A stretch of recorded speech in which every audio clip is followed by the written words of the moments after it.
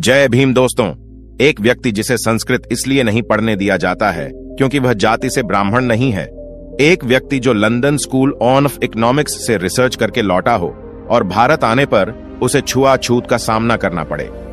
एक व्यक्ति जिसे चपरासी फाइल फेंक कर देता है ताकि उसे उसका स्पर्श न करना पड़े। एक व्यक्ति जिसकी कुर्सी जहां रखी होती है उसे धोकर पवित्र किया जाता है। एक व्यक्ति जिसे पानी पीने के लिए उस घड़े का उपयोग नहीं करने दिया जाता जिससे ऑफिस के बाकी तमाम लोग पीते हैं, क्योंकि उसके स्पर्श मात्र से वह जल अपवित्र हो जाएगा। ऐसे व्यक्ति आगे चलकर जाति प्रथा उन्मूलन के लिए अपना सब कुछ न्योछावर कर देता है और भारत का वह संविधान लिखता है जिसकी बदौलत आज हम अपने अपने अधिकारों के लिए लड़ पाते हैं। उस व्यक्ति का नाम है डॉक्टर भीमराव अंबेडकर। बाबा साहेब भीमराव अंबेडकर का जन्म 14 अप्रैल 1891 को हुआ था। यह वह तारीख है जब बाबा साहेब अंबेडकर का जन्म आज के मध्य प्रदेश के महू नामक स्थान है। डॉक्टर अंबेडकर एक महान परिवार में पैदा हुए थे। पिता उस समय फौज में नौकरी करते थे, लेकिन पिता के फौज में होने के बावजूद ऐसा नहीं था कि डॉक्टर अंबेडकर को बचपन में अस्पृश्यता अर्थात भेदभाव का सामना न करना पड़ा हो।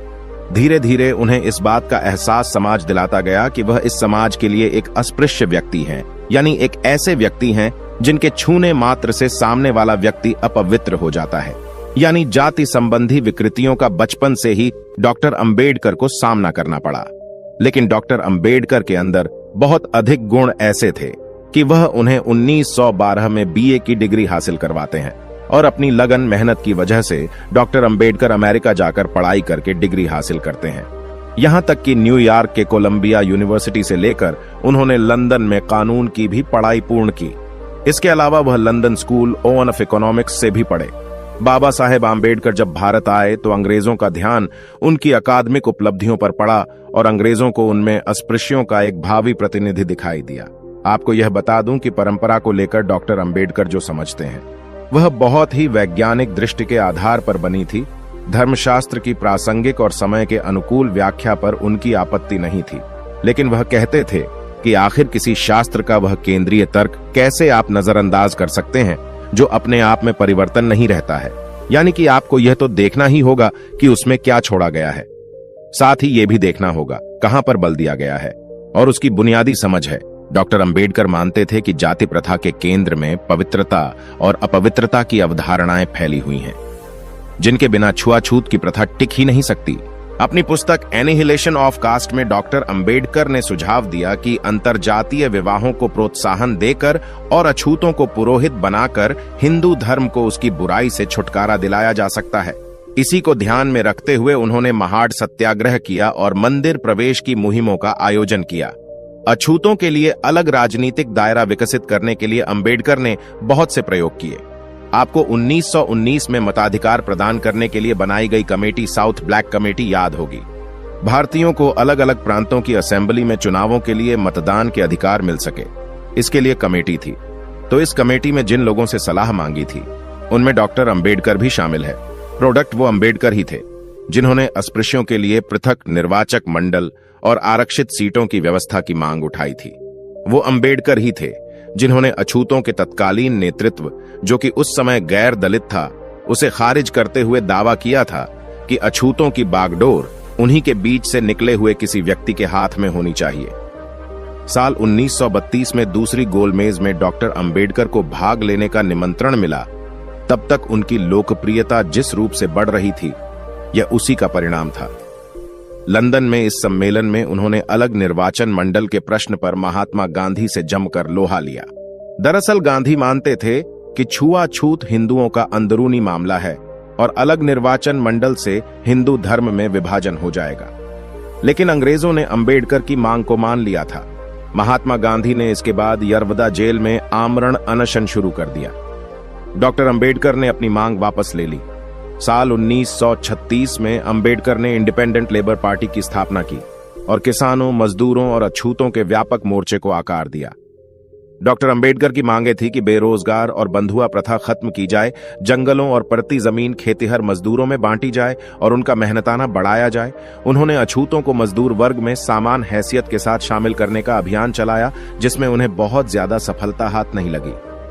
फिर साल 1942 में डॉक्टर अंबेडकर ने all India scheduled caste federation का गठन किया, जिसमें 3 बातें प्रमुख थीं। अगर आप देखेंगे तो महत्वपूर्ण थी। एक थी लोकतंत्र के प्रति अटूट लगाव होना, 2 दलीय शासन प्रणाली की वकालत करना और दलितों को हिंदू महासभा, राष्ट्रीय स्वयंसेवक संघ जैसी ताकतों से दूर रहने की सलाह देना। इसी तरह डॉक्टर अंबेडकर की पुस्तक है ह्यूवर शुद्रास। इसमें उन्होंने चौथे वर्ण की उत्पत्ति पर प्रकाश डाला और अपनी एक अन्य पुस्तक the untouchables, a thesis on the origin of untouchability के जरिए छुआछूत के उद्गम पर विचार किया। अंबेडकर ने मुस्लिम लीग और अलग पाकिस्तान की मांग की आलोचना की थी। इसके अलावा जब संविधान सभा का गठन हुआ तो एक सदस्य के रूप में संविधान का मसौदा तैयार करने वाली कमेटी का डॉक्टर अंबेडकर को चेयरमैन नियुक्त किया गया। इस कमेटी में उनकी भूमिका इतनी बड़ी थी कि डॉक्टर अंबेडकर को आज संविधान निर्माता की संज्ञा दी जाती है। संविधान में अछूतों के लिए एक अनुकूल रूपरेखा तय की गई थी, खास तौर पर समाज में भेदभाव को दूर करने के लिए की गई थी कि डॉक्टर अंबेडकर भारतीय समाज के तमाम विकृतियों को मुकम्मल तौर पर खत्म करने के लिए कृत संकल्प थे। इसीलिए जनवरी 1950 में उन्होंने विवाह और तलाक, उत्तराधिकार और दत्तक संबंधी प्रावधान तय करने के लिए एक हिंदू कोड बिल में संशोधन का अभियान शुरू किया। डॉक्टर अंबेडकर का कहना था कि यह कानून हिंदू समाज में लंबित सुधारों का साधन बनना चाहिए। लेकिन जवाहरलाल नेहरू इस बात से चिंतित थे कि कांग्रेस के रूढ़िवादी नेता इन रेडिकल सुधारों की वजह से कहीं दूर ना हो जाए। इसलिए जवाहरलाल नेहरू ने डॉक्टर अंबेडकर के प्रस्तावों पर खामोशी बनाए रखी और इसके बाद डॉक्टर अंबेडकर ने सरकार से इस्तीफा दे दिया। आपको बता दूं कि डॉक्टर अंबेडकर उस समय कानून मंत्री थे। इसके बाद डॉक्टर अंबेडकर बौद्ध धर्म की तरफ मुड़ गए। डॉक्टर अंबेडकर की अंतिम रचना है बुद्ध एंड हिज धम्मा। यह किताब बाबा साहब के जाने के बाद प्रकाशित हुई थी। इससे पहले इस साल 1956 में दशहरे के दिन नागपुर में एक विशाल जनसमूह के सामने डॉक्टर अंबेडकर ने बौद्ध धर्म अपना लिया था। डॉक्टर अंबेडकर के साथ हजारों समर्थक मौजूद थे। 6 दिसंबर 1956 को डॉक्टर अंबेडकर का महापरिनिर्वाण हो गया। यानी कि अगर आप देखें कि डॉक्टर अंबेडकर एक प्रखर राजनेता थे, संगठक थे, एक बहुत ही अनुशासन वाले विद्वान थे और दलित समाज के उद्धारक होने के साथ साथ भारतीय संविधान के प्रमुख निर्माता भी थे। यह उनकी ऐतिहासिक भूमिका का नतीजा है कि आज हम उन पर बात कर रहे हैं। तो यह आज की वीडियो। आज मैं आपसे एक सवाल पूछता हूं जिसका जवाब आपको कमेंट्स बॉक्स में देना है। सवाल है, जब गांधी ने यरवदा जेल में पृथक निर्वाचन मंडल के विरोध में अनशन किया था तो डॉक्टर अंबेडकर ने जिस कागज पर हस्ताक्षर किए थे, जिस पैक्ट पर हस्ताक्षर किए थे, उस पैक्ट को किस नाम से जाना जाता है? उसका आपको नाम बताना है। आप अपना जवाब कमेंट बॉक्स में दे सकते हैं। दोस्तों, आज की वीडियो में बस इतना ही। इस चैनल पर मैं सिर्फ बाबा साहेब के जीवन से जुड़ी छोटी बड़ी सभी जानकारी लेकर आता रहता हूं।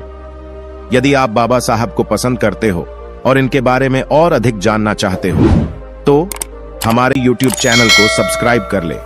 वीडियो को पूरा देखने के लिए धन्यवाद। आपका दिन शुभ हो।